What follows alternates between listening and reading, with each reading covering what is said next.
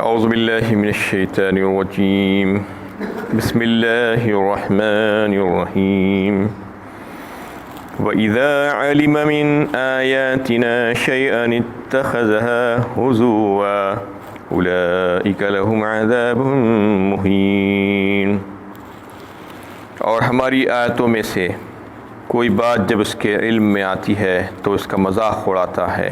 ایسے سب لوگوں کے لیے رسوا کن عذاب ہے۔ یہ سورہ جاثیہ کی 9ویں آیت ہے۔ اس میں اللہ تعالیٰ فرما رہے ہیں کہ ہمارا کلام جب سنایا جاتا ہے وہ نافرمانوں کو، تو ہماری آیتوں کو سن کر اس سے مذاق کرتے ہیں۔ اس سے پچھلی آیتوں میں بھی اس بات کا تذکرہ چل رہا تھا کہ اللہ کے کلام کو ایسے سنتے ہیں جیسے سنا ہی نہیں، اور اگر کان میں کبھی بات پڑ جائے تو بالکل غفلت کا شکار رہتے ہیں اور مذاق اڑاتے ہیں۔ ان کے لیے دردناک عذاب ہے۔ اللہ تعالیٰ فرما رہے ہیں من ورائہم جہنم، ان کے آگے جہنم ہے، ولا یغنی عنہم ما کسبوا شیئا ولا ما اتخذوا من دون اللہ اولیاء ولہم عذاب عظیم۔ جو کچھ بھی انہوں نے کمایا اس میں سے کوئی چیز ان کے کام نہ آئے گی، اور نہ وہ سرپرستی کام آئیں گے جنہیں اللہ تعالیٰ کو چھوڑ کر انہوں نے اپنا ولی بنا رکھا ہے، اور ان کے لیے رسوا کن عذاب ہے۔ اور ایسے لوگ اللہ کو چھوڑ کر دوسروں کو بھی اپنا کارساز بنا کر رکھتے ہیں، ان کے لیے اللہ تعالیٰ فرما رہے ہیں جو اس قسم کا رویہ اختیار کرنے والے جو لوگ ہیں، دنیا میں جو کچھ بھی انہوں نے کمایا تھا، حاصل کیا تھا، مال و دولت کی شکل میں یا اولاد یا جد تھا ان کا جو تھا جس پر وہ فخر اور غرور کرتے تھے، آخرت میں قیامت والے دن ان کے کچھ بھی کام نہیں آئے گا۔ اور وہ جن کو انہوں نے اپنا سرپرست بنایا تھا، دوست بنایا تھا، کارساز، مشکل کشا، حاجت روا سمجھ بیٹھے تھے ان کو، وہ ان کی مدد کرنا تو درکنار، ان کے قریب بھی نہیں آئیں گے اور ان کو نظر بھی نہیں آئیں گے، وہ ان کے لیے بڑا عذاب ہے رسوا کن۔ ھذا ھدی والذین کفروا بآیات ربہم لہم عذاب من رجز علیم۔ یہ قرآن سراسر ہدایت ہے، اور جو لوگ اپنے پروردگار کی آیتوں کا انکار کرتے ہیں انہی کے لیے سخت قسم کا دردناک عذاب تیار ہے۔ اور پھر سے فرما دیا گیا یہ قرآن ہدایت کا سرچشمہ ہے، اور ایک یہی کتاب ہے جو کفر اور شرک کی گمراہیوں سے نکال کر، گندگیوں سے نکال کر انسان کو ایمان کی روشنی کا راستہ دکھاتی ہے، اور یہ اللہ کی جانب سے ہے۔ والذین کفروا بآیات ربہم، اور جو کوئی بھی اس کی آیتوں سے انکار کرتے ہیں ان کے لیے ہم نے سخت قسم کا دردناک عذاب تیار کر کے رکھ دیا ہے۔ یہ کتاب بھیجی ہی گئی ہے اس وجہ سے کہ لوگ اس کو پڑھ کر، اس کو سمجھ کر اس سے ہدایت حاصل کریں۔ لقد انزلنا الیکم کتابا فیہ ذکرکم افلا تعقلون۔ سورہ انبیاء 17ویں پارے میں اللہ تعالیٰ نے خود فرما دیا ہم نے اس کو نازل کیا ہے تمہارے لیے، اور اس کتاب میں تمہارا ہی تذکرہ ہے، کیا تم کو اتنی عقل نہیں ہے کہ تم اس کو پڑھو اور سمجھو کہ تمہارے لیے ہم نے کیا پیغام بھیجا ہے۔ اللہ الذی سخر لکم البحر لتجری الفلک فیہ بامرہ ولتبتغوا من فضلہ ولعلکم تشکرون۔ اللہ ہی تو ہے جس نے سمندر کو تمہارے لیے مسخر کر دیا ہے کہ اس کے حکم سے اس میں کشتیاں چلی اور تم اس کا فضل تلاش کرو، شکر گزار بنے رہو۔ اس میں اللہ تعالیٰ سمندر کو مسخر کرنے کا تذکرہ فرما رہے ہیں۔ یہ اللہ تعالیٰ کی قدرت ہے اور اللہ تعالیٰ کی شان ہے کہ اللہ تعالیٰ انسان کو جیسے زمین پر رہنا نصیب کیا، اس میں انسان چلتا پھرتا ہے، کھاتا پیتا ہے، ویسے ہی سمندروں میں بھی اللہ تعالیٰ نے اس کے لیے سفر کا راستہ آسان کر دیا۔ اصل میں دنیا میں صرف 25% خشکی ہے اور 75% 75% پانی ہی پانی ہے، اور اگر پانی پر جانا آسان نہیں کرتے اللہ تعالیٰ تو پھر صرف 25% ہی سے انسان فائدہ اٹھا سکتا تھا، اور پھر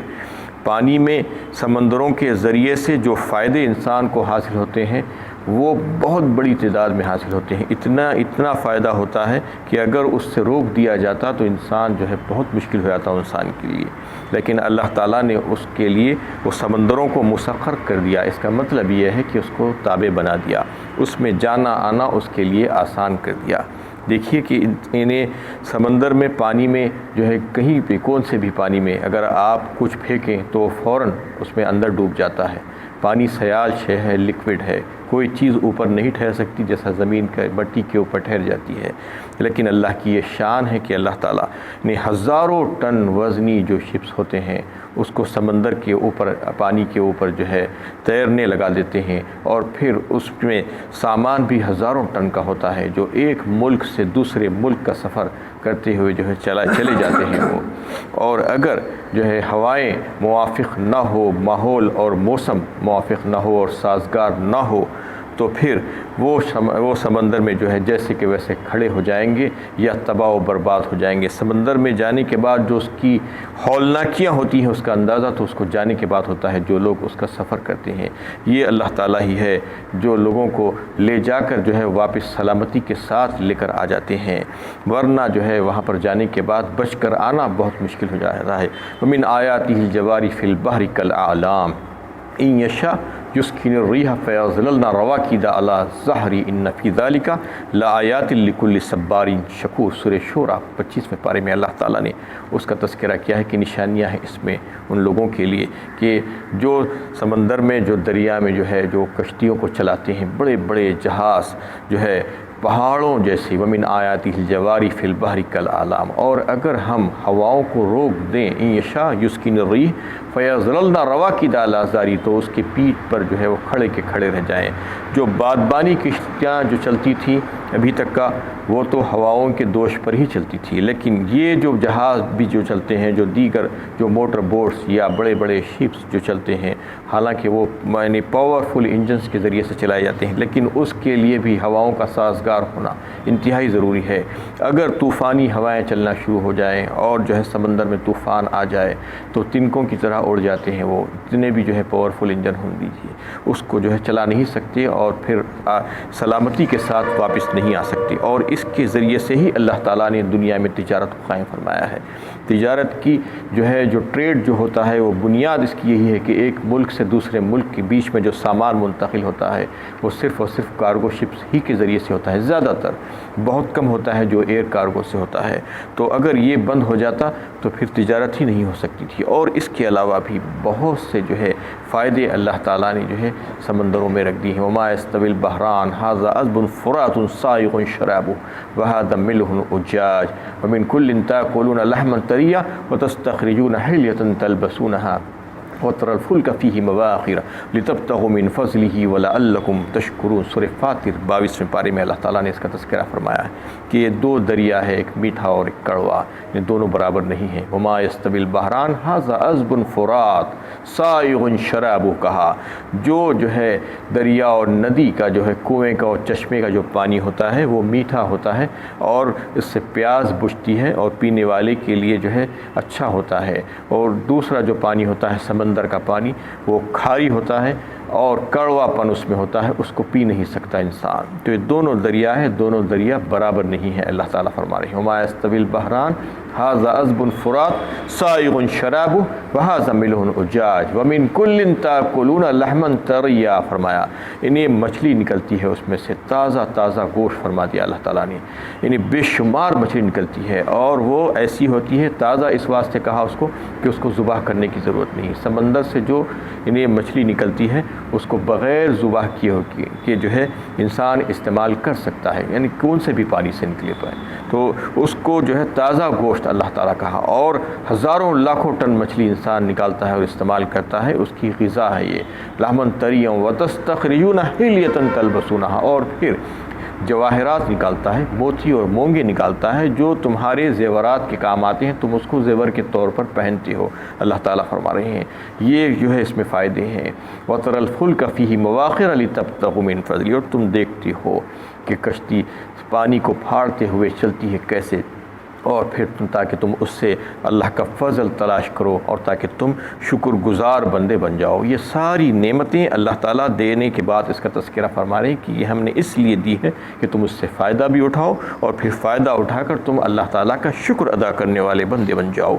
وَسَخَّرَ لَكُم مَّا فِي السَّمَاوَاتِ وَمَا فِي الْأَرْضِ جَمِيعًا مِّنْهُ إِنَّ فِي ذَلِكَ لَآيَاتٍ لِقَوْمٍ يَتَفَكَّرُونَ، اور جو کچھ آسمانوں میں اور جو کچھ زمین میں ہے اس نے تمام چیزوں کو اپنی مہربانی سے تمہارے لیے مسخر کر دیا ہے۔ اس میں غور و فکر سے کام لینے والوں کے لیے کتنی ہی نشانیاں ہیں۔ اور نہ صرف پانی میں بلکہ زمین و آسمان کی ساری چیزیں، ساری اشیاء، ساری قوتیں اللہ تعالیٰ نے انسان کی خدمت میں لگا دیا ہے، مخدوم کائنات بنا دیا ہے انسان کو اللہ تعالیٰ نے۔ دیکھیے کہ ہزاروں لاکھوں چیزیں، اشیاء و مخلوقات، جانور اور چرند و پرند سب کچھ جو ہے انسان کی خدمت میں کسی نہ کسی طریقے سے لگے ہوئے ہیں۔ اس کو مسخر کرنا اس لیے فرمایا کہ ان کے ذریعے سے انسان فائدہ اٹھا رہا ہے، ان کی خدمت پر وہ ساری چیزیں مامور ہیں، یعنی زیادہ تر چیزوں سے انسان ہی فائدہ اٹھاتا ہے، اور دیگر مخلوقات کو دیکھیے کہ بہت کم فائدہ اٹھاتی ہیں دوسری چیزوں سے، اللہ کی نعمتوں سے۔ انسان ساری چیزوں سے فائدہ اٹھاتا ہے۔ اس میں اللہ تعالیٰ یہی تذکرہ فرما رہے ہیں، جیسا کہ جو ہے زمین اور آسمان کی چیزیں ہیں، سورج اور چاند اور ستارے ہیں، پانی، بارش اور بادل اور ہوائیں اور دیگر جو ہے حیوانات سے جو فائدے اٹھاتا ہے، یہ سب کچھ انسان ہی کے لیے اللہ تعالیٰ نے رکھ دیا ہے۔ یعنی انسان کو اللہ تعالیٰ نے اتنا اکرام بخشا کہ اس کو سب سے پہلے مسجود ملائکہ بنایا، سجدہ کروا دیا فرشتوں سے، اس کے بعد اس کو مخدوم کائنات بنایا، ساری کائنات کی چیزیں اس کی قدموں میں ڈھیر کر دی۔ وَلَقَدْ كَرَّمْنَا بَنِي آدَمَ وَحَمَلْنَاهُمْ فِي الْبَرِّ وَالْبَحْرِ وَرَزَقْنَاهُمْ مِنَ الطَّيِّبَاتِ وَفَضَّلْنَاهُمْ عَلَىٰ كَثِيرٍ مِّمَّنْ خَلَقْنَا تَفْضِيلًا۔ سورہ بنی اسرائیل 15ویں پارے میں اللہ تعالیٰ نے اس کا تذکرہ فرمایا کہ ہم نے بنی آدم کو اکرام بخشا، عزت بخشی، ہم نے اس کو سواریاں دی، ہم نے بحر و بر میں، خشکی اور تری میں جو ہے اس سواریوں کو لے کر اس پر چلتا ہے، اور اس کو جو ہے پاکیزہ غذائیں عطا فرمائی۔ وہ ہر قسم کی غذا کھاتا ہے، مرکبات بھی کھاتا ہے اور جو ہے مفردات بھی کھاتا ہے، اور میوے بھی کھاتا ہے، ترکاریاں بھی کھاتا ہے، گوشت بھی کھاتا ہے، ساری چیزیں وہ کھاتا ہے۔ اس کو ہم نے وہ ساری پاکیزہ چیزیں عطا فرمائی، اور پھر ہم نے اس کو دیگر ہماری بہت سی مخلوقات کے مقابلے میں فضیلت بخشی، افضلیت عطا فرمائی، اشرف المخلوقات بنایا۔ یہ اللہ کا فضل ہے، لیکن انسان کو چاہیے کہ یہ تمام نعمتوں کے لینے کے بعد اس کا شکر گزار بندہ بن جائے، اور اپنی عقل کو استعمال کرتے ہوئے، یعنی جیسا کہ اللہ تعالیٰ نے اس کو اشرف بنایا ہے تو وہ اشرف رہنے کی کوشش کریں، افضل رہنے کی کوشش کریں، نہ کہ جانوروں کی طرح ہو جائیں۔ جانور جیسے کھاتے پیتے ہیں اور اپنی خواہشات پوری کرتے ہیں، ویسے نہیں، بلکہ انسان کو اللہ تعالیٰ نے الگ بنایا ہے، اس کو عقل اور سمجھ اور شعور دے کر پیدا کیا ہے، وہ تمام چیزوں کا صحیح استعمال کرنے والا بن جائے۔ جو اعضاء اس کو جو دیے گئے ہیں، جن کاموں کے لیے دیے گئے ہیں وہی کام کریں، اور اپنے خالق اور مالک کو پہچاننے والا بن جائیں۔ اللہ تعالیٰ یہی چاہتے ہیں کہ شکر گزار بندہ ہے، اور غور و فکر کرے۔ ان لوگوں کے لیے اس میں نشانیاں ہیں جو غور و فکر کرتے ہیں۔ غور و فکر اگر کریں گے تو معلوم ہوگا کہ یہ تمام نعمتیں دینے والی ذات کون سی ہے، اور جب معلوم ہو جائے گا کہ میرا خالق، میرا مالک اور میرا رب اللہ ہے، تو پھر اس کا شکر گزار بندہ بن جائے گا۔ اور جب شکر گزار بندہ بن جائے گا تو نہ صرف دنیا کی نعمتیں اللہ تعالیٰ عطا فرمائیں گے مزید، اور آخرت میں بھی جو ہے اس کے لیے خیر اور بھلائی ہوگی۔ قُل لِّلَّذِينَ آمَنُوا يَغْفِرُوا لِلَّذِينَ لَا يَرْجُونَ أَيَّامَ اللَّهِ لِيَجْزِيَ قَوْمًا بِمَا كَانُوا يَكْسِبُونَ۔ اے نبی صلی اللہ علیہ وسلم، ایمان والوں سے کہہ دیجئے ان لوگوں سے درگزر کیا کریں جو اللہ کی طرف سے اس دن کے آنے کا اندیشہ نہیں رکھتے، تاکہ اللہ تعالیٰ خود ایک گروہ کو اس کی کمائی کا بدلہ دے۔ اللہ تعالیٰ خود ہی ان ظالموں کو ان کے ظلم کا بدلہ دیں گے۔ اس میں اللہ تعالیٰ فرما رہے ہیں، اے نبی صلی اللہ علیہ وسلم، ہماری ایماندار بندوں کو ہدایت کر دیجئے اور بتا دیجئے کہ وہ جو لوگ اللہ تعالیٰ پر یقین نہیں رکھنے والے جو لوگ ہیں، جو آخرت کا یقین نہیں رکھتے اور اللہ تعالیٰ سے ملنے کی توقع نہیں رکھتے، ان لوگوں سے الجھے نہیں، ان کی باتوں کو جو ہے درگزر کر دیں، ان کو معاف کر دیں، ان کو چھوڑ دیں، ان کو ان کی حال پر چھوڑ دیں، کیونکہ ہر کوئی اپنی کمائی کا بدلہ پانے والا ہے۔ من عمل صالحا فلنفسه ومن اساء فعليها ثم الى ربكم ترجعون۔ جو کوئی نیک عمل کرے گا تو اپنے لیے ہی کرے گا، اور جو کوئی برائی کرے گا تو اس کا وبال اسی پر پڑے گا، پھر سب کو اپنے پروردگار کی طرف محاسب اعمال کے لیے لوٹ کر جانا ہے۔ دنیا میں ان سے اور ان سے الجھ کر انتقام لے کر اور لڑائی جھگڑا کر کے اپنا وقت ضائع نہ کریں، اللہ تعالیٰ یہ بتانا چاہ رہے ہیں۔ لیکن اس کا مطلب یہ نہیں کہ کوئی ناحق کر رہا ہے تو اس کو سزا نہ دیں،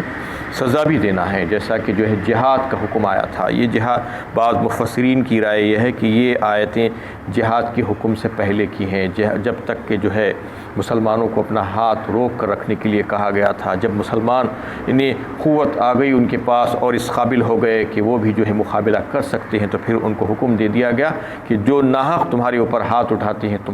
تمہیں اپنے گھروں سے نکالتے ہیں اور دین حق کو نہیں ماننا چاہتے، ان سے دو دو ہاتھ ہو جائے، ان سے مقابلہ کرو۔ لیکن اس میں یہ بات بھی بتائی گئی ہے بعض مفسرین نے کہ یہ اس کے لیے نہیں ہے، بلکہ دنیا میں جو انسان چھوٹی چھوٹی کوئی غلطیاں کر لیتا ہے تو اس سے انتقام لینے کی فکر نہیں کرنا چاہیے، بلکہ اس کو ایسے ہی درگزر کر دینا۔ اور جو کوئی غلط کام کرے گا تو پھر اس کا وبال اسی پر پڑے گا۔ اللہ تعالیٰ ہیں دیکھنے والے اور اس کا مواخذہ فرمائیں گے قیامت کے روز۔ ان کو اس دن معلوم ہوگا کہ انہوں نے جو غلطیاں کی تھی، جو لوگوں کو تکلیفیں پہنچائی تھی، جو ایذائیں پہنچائی تھی، تو پھر اس کی سزا ان کو مل کر رہے گی۔ وآخر دعوانا ان الحمد للہ رب العالمین۔